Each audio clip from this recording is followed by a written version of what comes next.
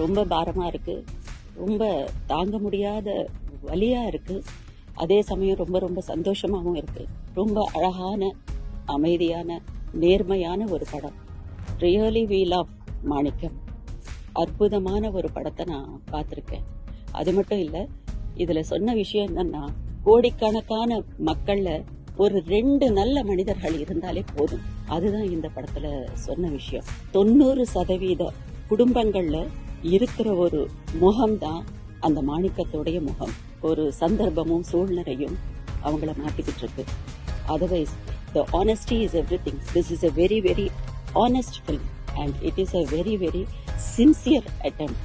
ரொம்ப ரொம்ப அழகான ஒரு பாரமான ஒரு படத்தை பார்த்தேன்.